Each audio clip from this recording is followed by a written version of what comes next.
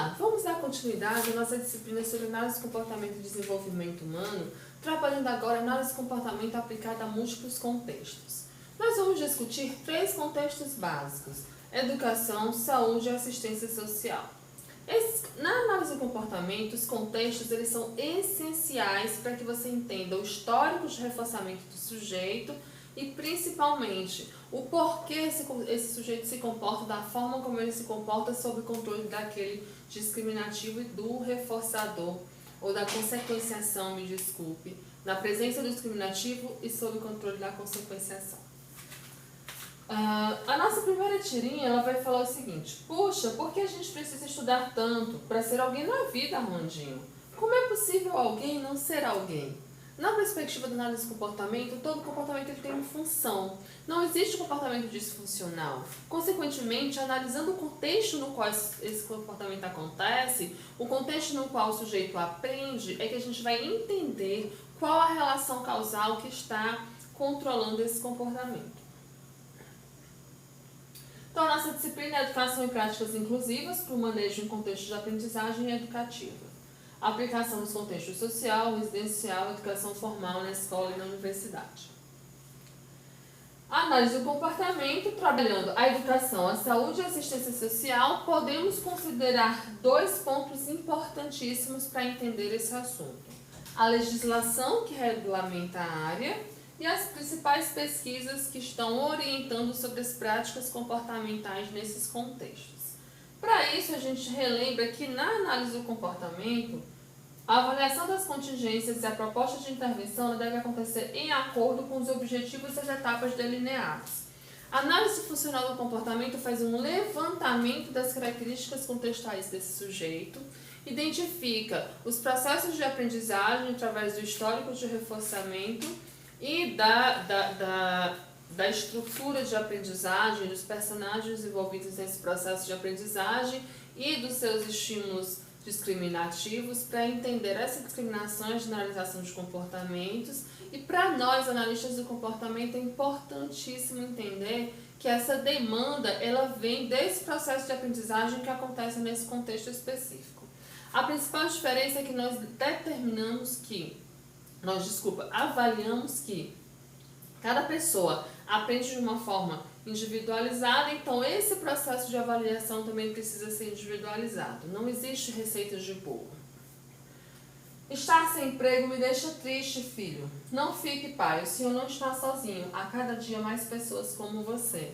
Então, por mais complicada que seja a realidade atrás da tirinha do Armandinho, a gente entende que esse processo de socialização, essa legislação, as pesquisas e práticas profissionais, as práticas pessoais, elas vão orientar nós, analistas do comportamento, a identificar quais são as relações causais. Então, considerando o contexto educacional, a gente tem 30 anos de políticas de integração escolar, que vai prejudicar, vamos dizer assim, as práticas inclusivas, porque ela vai trabalhar uma forma ainda excludente de abordar crianças que não se beneficiam do método tradicional de ensino.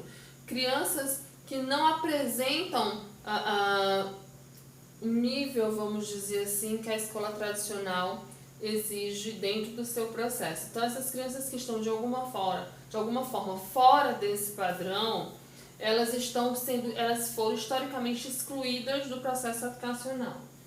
A Constituição Federal de 88, a Lei de Diretrizes e Bases da Educação Nacional e o Estatuto da Criança e Adolescente é que vão orientar essas práticas. O que é que eles dizem? Eles estabelecem que a educação é um direito de todos, né, e que as pessoas com necessidades educacionais especiais elas devem receber o que nós chamamos de atendimento educacional especializado, ou AEE, preferencialmente na rede regular de ensino, garantindo atendimento educacional especializado a esse público. O que a LDB vai falar para a gente? Ela informa no seu artigo 58 que entende-se por educação especial, para os efeitos dessa lei, a modalidade de educação escolar que é oferecida preferencialmente na rede regular de ensino, para os educandos com deficiência, transtornos globais de desenvolvimento, altas habilidades de superdotação. Esse é o público-alvo da educação especial. Porém, historicamente, nós temos uma dificuldade porque na legislação educacional de 2001, o público-alvo da educação especial estendia-se também às crianças que tinham dificuldades de aprendizagem e que tinham comprometimento sem causa orgânica específica. A 2008, ela já vai estabelecer a necessidade da causa orgânica específica, considerando pessoas com deficiência, transtornos invasivos de desenvolvimento, no qual se enquadra o autismo, altas habilidades de superdotação. Ao colocar essa restrição, ela retira as crianças com dificuldade de aprendizagem, com transtornos de aprendizagem, do público-alvo da educação especial. Atualmente, essas crianças elas só estão presentes na educação especial na condição de dupla excepcionalidade, ou seja, quando a criança tem uma característica que a habilita a ser público-alvo da educação especial e também apresenta uma dificuldade ou um transtorno de aprendizagem. Então, a prova foi muito fácil, meus pais vão ficar felizes com essa nota, mas qual foi essa nota? Ah, não. Então, historicamente, a educação ela tem sido excludente. Ela tem retirado das salas de aula as crianças que não apresentam as mesmas características que as escolas esperam que as crianças apresentem em progressão, em termos de aquisição de conteúdos e habilidades. Porém, o método tradicional de ensino ele foca na prova, nessa avaliação única e pontual, a estratégia para informar, para averiguar se essa criança aprendeu ou não esses conteúdos, essas habilidades e essas competências. Para nós, analistas do comportamento, o que importa é a linha de base que a criança tem e o que ela consegue avançar mediante a intervenção que a gente consegue e realiza, o procedimento que a gente realiza dentro desse processo de intervenção. E aí, só para a gente pontuar e comparar, as Diretrizes Nacionais para a Educação Especial na Educação Básica de 2001, ela vai trazer que o público-alvo da educação especial são as crianças que apresentam dificuldades acentuadas de aprendizagem ou limitação no processo de desenvolvimento, que dificultem o acompanhamento, que podem estar compreendidas em dois grupos. O primeiro, aquelas que não têm uma causa orgânica vinculada, e aquelas que têm sim uma condição de disfunção, limitação ou deficiência propriamente dita. E também trabalha as crianças com dificuldade de comunicação e sinalização diferenciadas dos demais alunos, né? Demandando a utilização de linguagens e códigos aplicáveis, e as crianças com altas habilidades de superdotação. Então, na política 2001 era assim que funcionava, hoje não é mais assim. Nosso público-alvo considera apenas as crianças com diagnóstico de deficiência, com diagnóstico de transtornos invasivos do desenvolvimento e com diagnóstico de altas habilidades de superdotação. Dentro desse contexto, a gente tem atendimento educacional especializado, dentro dessas discussões educacionais. O atendimento educacional especializado, ele se configura já desde todas as legislações que falam sobre essas políticas, como a estratégia de educação especial no Brasil.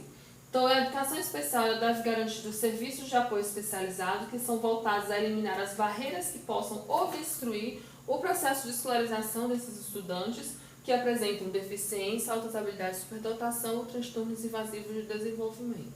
Então, o AE é a estratégia de contraturno escolar que deve atender essas crianças com essas características de público-alvo da educação especial. Filho, posso ser sincero? Como assim? Você mentiu até agora? Existem crianças que aprendem de forma diferente do método tradicional de ensino. Na verdade, na perspectiva da análise de comportamento, todos nós temos as nossas especificidades. Considerando essas especificidades, nós precisamos avaliar tanto as crianças com deficiência, crianças que são público-alvo da educação especial, quanto as crianças que não são público-alvo da educação especial, da mesma forma. Todas elas merecem esse atendimento individualizado, essa avaliação de repertório de habilidades. Lembrando que, desde 2013, a Política Nacional de Atendimento à Criança com Autismo, à Pessoa com Autismo, ela garante que as pessoas com autismo elas tenham reconhecimento legal dos mesmos direitos que as pessoas com deficiência historicamente recebem dentro do processo de legislação. Então, aquilo que beneficia, que garante direitos a uma pessoa com deficiência, se estende o entendimento às pessoas com autismo também. Então, por isso que muitas vezes eu vou falar só pessoas com deficiência, mas eu estou me referindo também às pessoas com autismo, porque para efeitos de lei elas têm a mesma especificidade. Então vamos lá. Aquela era a política 2001, né? Depois eu apresentei um trecho da legislação sobre atendimento educacional especializado, que já era a estratégia, né, da política 2001, só que não especificamente como vem na 2008 descrito. E aí vem a Política Nacional de Educação Especial na perspectiva da educação inclusiva, que é de 2008, que assegura a inclusão escolar da pessoa, do público-alvo da educação especial, orientando os sistemas de ensino para garantir as seguintes diretrizes: acesso ao ensino regular com participação, aprendizagem e continuidade nos níveis mais elevados de ensino. Transversalidade da modalidade de educação especial, desde a educação infantil até o ensino superior. Então, é garantido sim, legalmente, que o atendimento educacional especial é desenvolvido no ensino superior para o acesso, permanência e progressão dessas pessoas durante todos os níveis de ensino. A oferta do atendimento educacional especializado, formação de professores para esse atendimento, demais profissionais da educação, participação da família e da comunidade, acessibilidade arquitetônica nos transportes mobiliários, nas comunicações e na informação, e articulação intersetorial na implementação dessas políticas públicas. Então, essa legislação, ela vai orientar para o atendimento educacional, ampliando a concepção de atendimento educacional para a rede de suporte ao sujeito. O que é que ele também traz?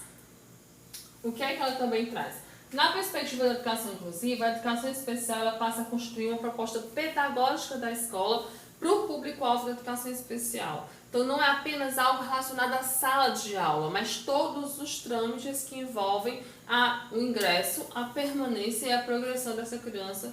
Nesses casos e em outros que vão implicar os transtornos funcionais específicos, a educação especial atua de forma articulada com o ensino comum, orientando para que o atendimento às necessidades educacionais especiais desses alunos sejam observados. Então, a educação especial é uma modalidade de ensino que vai perspassar todos os níveis, etapas e modalidades, realiza o atendimento educacional especializado, disponibiliza os serviços e recursos próprios desse atendimento e orienta o aluno e seus professores quanto à utilização nas turmas comuns do ensino regular. Então, o ensino regular e o ensino especial eles devem trabalhar conjuntamente.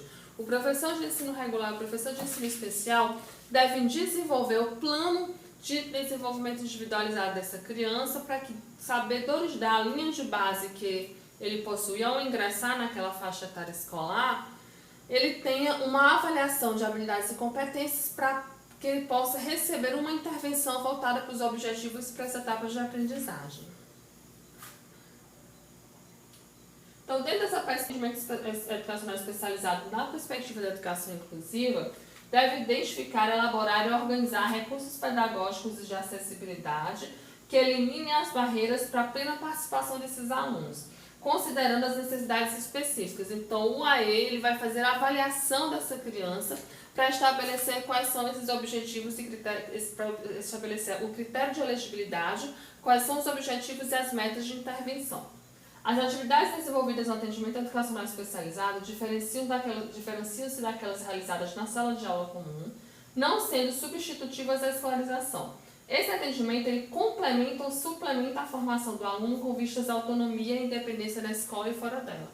O objetivo principal da criança dentro do processo de escolarização é ser alfabetizada para que ela possa adquirir autonomia e independência. Considerando isso, ele deve fornecer um treinamento de habilidades e competências que sejam complementares e suplementares às necessidades da criança. Ele não pode acontecer numa perspectiva de reforço, ele não pode retirar a criança de sala de aula e levar para o AE. Ele deve acontecer no processo de contraturno escolar, capacitando essa criança em habilidades e competências que ela venha a utilizar para aprender o conteúdo de sala de aula, mas não enquanto reforço de sala de aula. Então, treinar a Libras, treinar o Braille, treinar o acesso a recursos computacionais, treinar habilidades de memória, percepção, cognição, linguagem, sim, não reforço do conteúdo de sala de aula. E ofertado tanto na modalidade oral quanto na modalidade escrita e na língua de sinais. Lembrando que no Brasil, desde 2002, a língua brasileira de sinais é a nossa segunda língua oficial. tendo o contexto educacional como um contexto base de entendimento, nós vamos avançar para a questão dos contextos em saúde, do contexto em saúde. Então, discussões e programas, eles se iniciam, se fortalecem, né, com o Plano Nacional de Saúde da Pessoa com Deficiência de 2002, no qual está voltado para a inclusão das pessoas com deficiência em toda a rede de serviços do Sistema Único de Saúde, implementando o processo de resposta às complexas questões que envolvem a atenção à saúde da pessoa com deficiência no país. Para isso, ele tem algumas diretrizes. Promoção da qualidade de vida das pessoas com deficiência, assistência integral à saúde dessa pessoa, prevenção de deficiências, que é muito importante, ampliação e fortalecimento dos mecanismos de informação, organização e funcionamento dos serviços de atenção à pessoa com deficiência e a capacitação de recursos humanos. A partir dessa política, essas diretrizes elas ganham diversos projetos, espaços, editais, atividades de fomento, todas voltadas para um incentivo das práticas de saúde com a população com deficiência. Quais são as estratégias básicas do processo de atendimento de promoção de saúde? Habilitação e reabilitação. Habilitar é garantir que essa pessoa tenha acesso, possa desenvolver, né, essa habilidade. Reabilitar, no caso que essa pessoa perder, passa a ser capacitada para retornar ou para aproximar-se ao máximo da realidade, da habilidade que ela perdeu. Então, corresponde ao conjunto de medidas, ações e serviços que são orientados para desenvolver ou ampliar a capacidade funcional e o desempenho desses indivíduos, tendo como objetivo desenvolver potencialidades, talentos, habilidades e aptidões físicas, cognitivas, sensoriais, psicossociais, atitudinais, profissionais e artísticas que contribuam para a conquista da autonomia e participação social em igualdade de condições e oportunidades com as demais pessoas. A habilitação e reabilitação ela prevê uma abordagem interdisciplinar e o envolvimento direto de profissionais, cuidadores e familiares no processo de cuidado. Uma das principais dificuldades em saúde que a gente tem é que esse processo de habilitação e reabilitação ele muitas vezes vem acompanhado com uma dificuldade muito grande de executar as ações, com uma progressão muito pequena em muitos casos e acompanhado de longos processos dolorosos. Então, existe dentro da perspectiva da saúde da equipe multiprofissional um amplo leque de atividades que podem ser desenvolvidas para melhor compreensão, promoção de uma reabilitação adequada, mas sempre lembrando que a prevenção em saúde é a principal estratégia.